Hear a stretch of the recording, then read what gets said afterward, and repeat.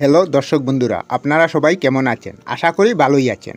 আমি আপনাদের সাথে বিধায়কনাথ আর বিধায়কনাথ বাপ্পা চ্যানেলের পক্ষ থেকে আপনাদের সবাইকে আবারও একবার স্বাগত জানাই। ভারতের প্রথম রাষ্ট্রপতি হলেন ডক্টর রাজেন্দ্র প্রসাদ। তিনি একজন ভারতীয় জাতীয় কংগ্রেসের নেতা ও আইনজীবী ছিলেন। আজকের ভিডিওতে আমরা ডক্টর রাজেন্দ্র প্রসাদ নিয়ে সংক্ষিপ্ত আলোচনা করব। 1884 খ্রিস্টাব্দে 3রা ডিসেম্বর বিহারের এক কায়স্থ পরিবারে তিনি জন্মগ্রহণ করেন। তার পিতার নাম মহাদেব সহায় এবং মাতার নাম কমলেশ্বরী দেবী। রাজেন্দ্রের পিতা সংস্কৃত এবং পার্সিয়ান ভাষায় সুপণ্ডিত ছিলেন। 5 বছর বয়সে তাকে মৌলবীর কাছে পার্সি ভাষা শেখার জন্য পাঠানো হয়েছিল। 12 বছর বয়সে তিনি বিহারের চম্পারণের স্কুলে ভর্তি হন। পরবর্তী শিক্ষা তার পূর্ণ হয় পাটনায়। রাজেন্দ্র প্রসাদ কলকাতা বিশ্ববিদ্যালয়ে প্রবেশিকা পরীক্ষায় প্রথম স্থান অর্জন করেন ও বৃত্তি পান। 1902 সাল নাগাদ তিনি প্রেসিডেন্সি কলেজে বিজ্ঞান বিভাগে ভর্তি হন। এরপর 1908 সালে তিনি আর্টস শাখায় পড়াশোনা করেন। 1960 সালে অর্থনীতি বিষয়ে কৃতিত্বের সাথে স্নাতকোত্তর পাশ করেন। রাজেন্দ্র প্রসাদ বিভিন্ন জায়গায় শিক্ষকের কাজ করেন। বিহারের মজফপুরে লঙ্গপ সিং কলেজে ইংরাজির অধ্যাপক হিসাবে প্রথমে নিযুক্ত হয়ে প্রিন্সিপাল হন। আইন পড়ার উদ্দেশ্যে এই চাকরি ছেড়ে তিনি কলকাতায় আসেন ও 1909 সালে রিপন কলেজে ভর্তি হন। এই কলেজের বর্তমান নাম সুরেন্দ্রনাথ আইন কলেজ।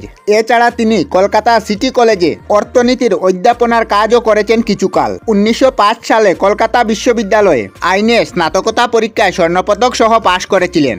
1916 খ্রিস্টাব্দে আইনজীবী হিসাবে উড়িষ্যা ও বিহার কোর্টে কাজ করতে শুরু করেন তিনি।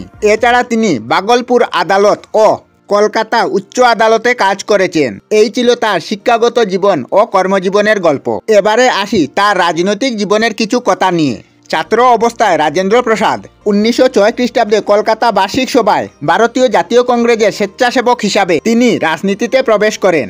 1911 সালে কংগ্রেসের সদস্য ও 1916 সালে লখনৌতে মোহনবাগানের সংস্পর্শে এসে চম্পারণে তত্ত্ব অধিবেশনে যান তিনি।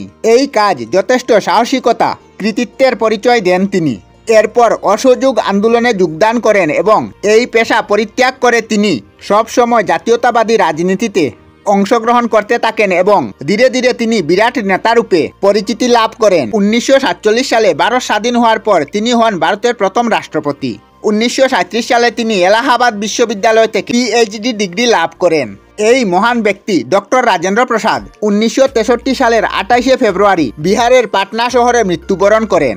বিবাহিত জীবনে তার সঙ্গী ছিলেন রাজবংশী দেবী। তার লেখা কতগুলি বইয়ের মধ্যে উল্লেখযোগ্য বই হল ইন্ডিয়া ডিভাইডেড, বাপুকে কদমে, ভারতের শিক্ষা, সত্যাগ্রহ এট চম্পারণ, সিন্স ইন্ডিপেন্ডেন্ট প্রভৃতি।